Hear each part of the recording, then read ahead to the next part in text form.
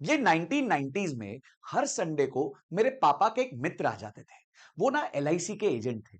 तो वो आके हमारे पापा को बताते थे कि भाई आप ये वाली स्कीम ले लो, आप ये जीवन आनंद ले लो, जीवन रक्षा ले लो, ये ले लो, वो ले लो। तो हर संडे को 11 बजे उनका आना तय था।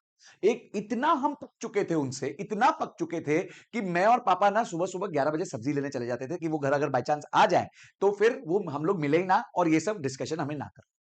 आज वही हालत म्यूचुअल फंड्स के डिस्ट्रीब्यूटर्स की भी हो गई है। आपको फोन कर करके सर ये वाले म्यूचुअल फंड में पैसा डालो, ये वाले म्यूचुअल फंड में पैसा डालो, पर कोई आपको ये नहीं बताएगा कि जो म्यूचुअल फंड एडवाइजर्स या डिस्ट्रीब्यूटर्स होते हैं वो कितना पैसा कमाते हैं और उनको पैसा देने के बाद आप कितना बड़ा लॉस करते हो इसके बारे में लोगों को नहीं पता। तो नमस्कार दोस्तों, मैं हूं सीएफए, आपका बिजनेस फाइनेंस और पैसिव इनकम कोच और फाउंडर प्रॉफिट्स फर्स्ट।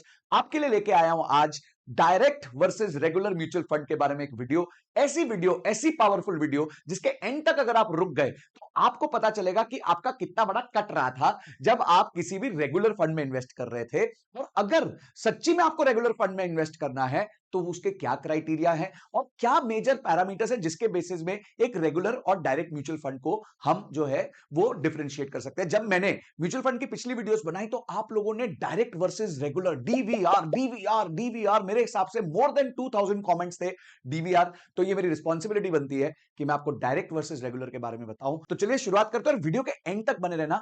वो नंबर बताऊंगा जो आपका लॉस हो रहा है, क्योंकि अगर आप रेगुलर फंड में जाओगे तो, और अगर आप डायरेक्ट फंड में जाओगे आपकी कितनी बचत हो सकती है लंबे समय में, वो भी आपको बताऊंगा। तो आइए हम देखते हैं कि हम कौन से पैरामीटर्स यूज करेंगे। तो दोस्तों पहली चीज है एक्सपेंस रेशियो। एक्सपेंस रेशियो यानी कि म्यूचुअल फंड हाउस अपने लिए कितनी फीस रखता है, ये रेगुलर में कितना रखता है और डायरेक्ट में कितना रखता है, वो मैं आपको एक एग्जांपल के साथ बताऊंगा। आज तक जितनी आपने वीडियो देखी होंगी ना, उसमें कोई लाइव एग्जांपल्स नहीं दिए होंगे। यहां पे मैं आपको लाइव एग्जांपल दिखा रहा हूं। और ये सबसे पहले हमने रेगुलर में म्यूचुअल फंड पकड़ा है, HDFC mid cap opportunities fund. ये एक बहुत ही पुराना फंड है, ये बहुत बड़ा फंड है।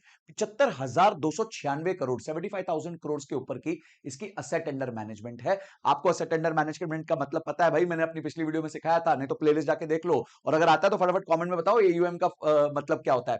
और इसमें अगर आप देखें, आप गोल्ड ऑरेंज सर्कल में इसका एक्सपेंस रेशियो है 1.39%। यानी ये जो एयूएम है इसका सालाना 1.39% तो म्यूचुअल फंड हाउस रख लेगा। 75,296 करोड़ का 1% 752 करोड़ रुपया होता है। यानी मोटा मोटी इस फंड में से 1,000 करोड़ रुपए तो एचडीएफसी लेके चला जाता है। 1,000 करोड़ रुपए लेके चला जाता है। पर आप ये नंबर को आप देखिए, अब एक बार 1,000 करोड़ को छोड़िए, इसमें जो एक्सपेंस रेशियो है वो है 1.39%। क्यों?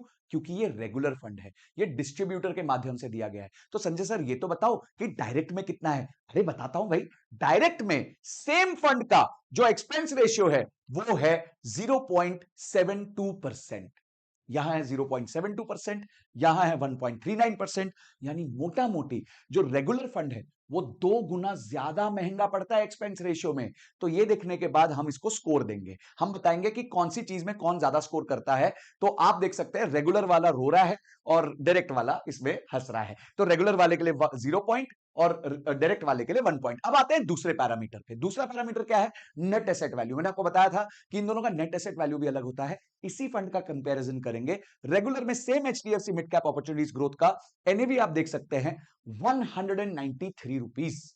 यानी कि इसका एनएवी आज है 193 रुपए।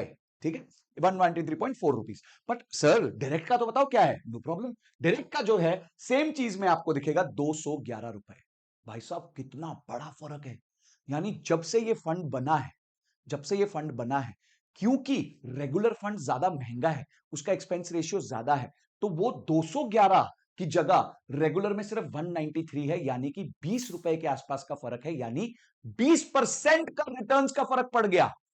यानी जब से ये फंड पैदा हुआ है 20%, जिसने डायरेक्ट पैसा डाला है उसने 20% ज्यादा रिटर्न्स कमाए होंगे as compare to regular fund. इतना बड़ा फर्क पड़ जाता है दोस्तों। समय निकलते निकलते और 10 साल निकलेंगे, ये 20 का 40-50 भी हो सकता है।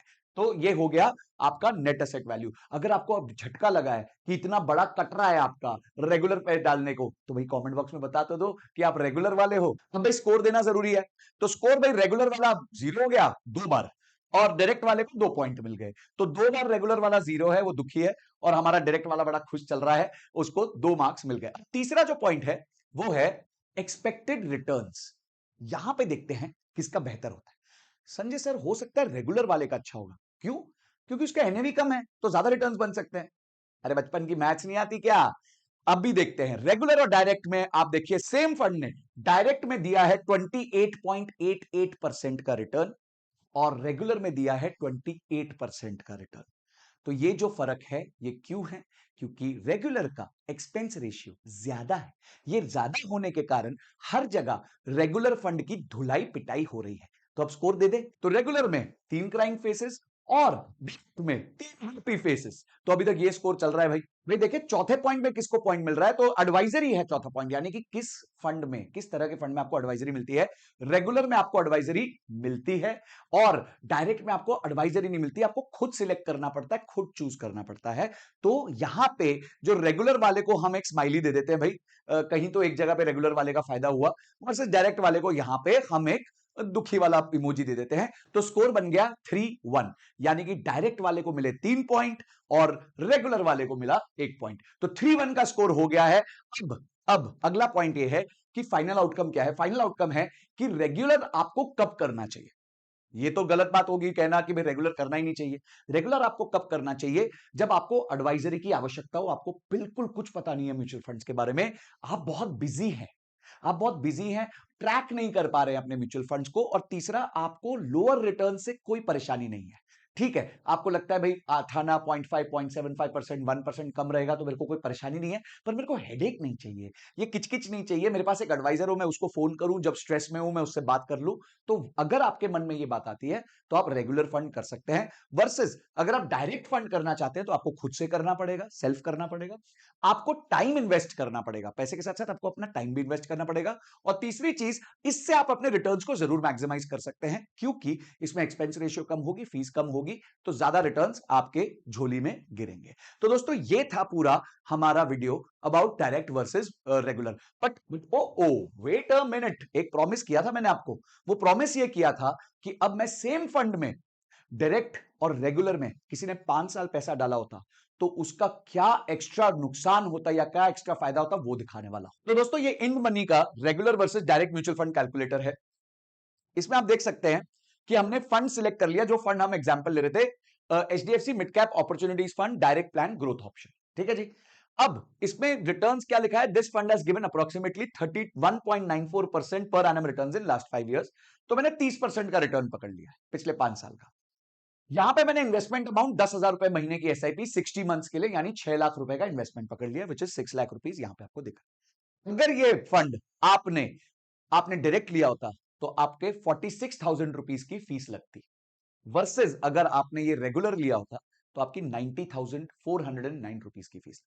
तो आपका जो लॉस होता वो होता करीबन 44,000 रुपीज, यानी 6 लाख रुपए का 44,000 करीबन 7% होता है, 7% से थोड़ा ज्यादा होता है, यानी 7% ऑफ योर इन्वेस्टमेंट आप वेस्ट कर देते अगर आप सेम प्लान रेगुलर लेते इंस्टेड ऑफ डायरेक्ट। तो आपका ये खर्चा हो जाता, ये नुकसान हो जाता अगर आप इसको रेगुलर लेते। तो दोस्तों ये है रेगुलर वर्सेस डायरेक्ट। तो मैंने आपको बता दिया, अब आप डिसीजन लेने के लिए काबिल हो चुके हो। नीचे लिखो कि अब आप रेगुलर पे जाना चाहते हो कि आप डायरेक्ट पे जाना चाहते हो। अगर आप जानना चाहते हो कि डायरेक्ट जाना है तो मैं म्यूचुअल फंड सिलेक्ट कैसे करूं सर, मुझे समझ नहीं आता, अगर आप एमएफ लिखेंगे तो मैं एक बढ़िया सी वीडियो बना दूंगा और उसमें बताऊंगा कि क्या वो पैरामीटर्स हैं जिनको आप देखते हैं तभी आप म्यूचुअल फंड में इन्वेस्ट करिए और एक अच्छा पोर्टफोलियो क्रिएट कर सकते हैं। भाई ईटीएफ और एमएफ के ऊपर तो जम के वीडियोस बन चुकी हैं, बहुत बढ़िया प्लेलिस्ट है, उसको कैसे मिस कर सकते हो। उसके अलावा भी बहुत सारे पॉडकास्ट और वीडियोस कर रहा हूं आप लोगों के लिए। उसके अलावा और क्या करूं वो भी बता दो। चैनल को सब्सक्राइब जरूर करना, घंटी बजा देना, लाइक करना अगर वीडियो पसंद आई, और एक कमेंट्स करते हैं, 2000 कमेंट्स का टारगेट रखते हैं। उसके बाद एक बढ़िया वीडियो बनाऊंगा जिसमें मैं बताऊंगा कि म्यूचुअल फंड को सिलेक्ट कैसे करते हैं। अगली वीडियो तक जय हिंद जय भारत।